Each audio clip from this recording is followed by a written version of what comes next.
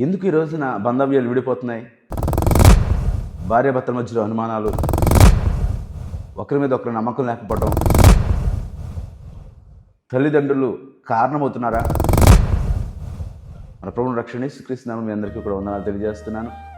ఎఫెసీయులకు రాసిన పత్రిక 5వ అధ్యాయం 31 ప్రకారంగా పురుషుడు తన తల్లిని తండ్రిని విడిచి తన భార్యను హత్తుకున్న వాళ్ళని దేవునికి లేఖనాలు చెప్తున్నాయి. వారు ఏకశరీరం అయి ఉంటారని దేవుని లేఖనాలు చెప్తున్నాయి.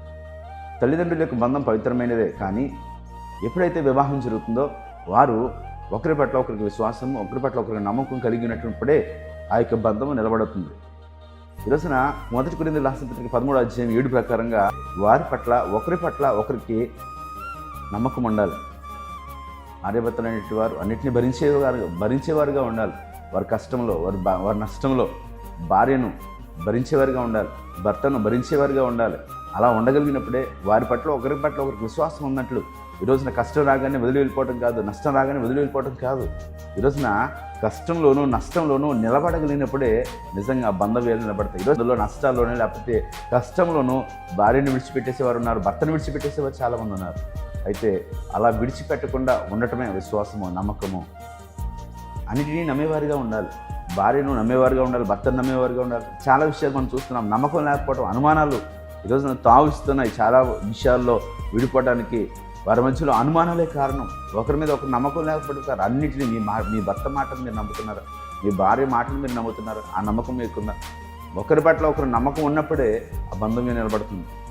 మంచిది ఆశించే విధంగా ఉంటారు. రాబోయేటువంటి దినాల్లో వారు విజయం పొందుతారని, రాబోయే దినాల్లో ఒక మంచి పనులు చేసేవారుగా ఎవరు ఉంటారని. ఈ రోజున ఒకవేళ సరిగా లేకపోయినప్పటికీ, వారి పరిస్థితులు సరిగా లేకపోయినప్పటికీ రేపన్న సమయంలో ఒక నిరీక్షణ, ఒక మంచి పనులు చేస్తారు, ఒక మంచి కార్యం చేస్తారు, ఒక మంచి విజయాన్ని వారు చదువుతారు అనేటువంటి ఒక నమ్మకము ఉండటమే విశ్వాసము. ఈరోజున అటువంటి విశ్వాసం ఎలా ఉందా? ఈ రోజున మీ భర్త ఎలాగైనా ఉండొచ్చు, మీ భార్య ఎలా ఉండొచ్చు, అయితే రేపన్న రోజున వారి యొక్క జీవితంలో మీరు మంచిని ఆశించడమే ఒక విశ్వాసము. మీరు అన్నిటినీ భరించేవారుగా ఉంటున్నారు.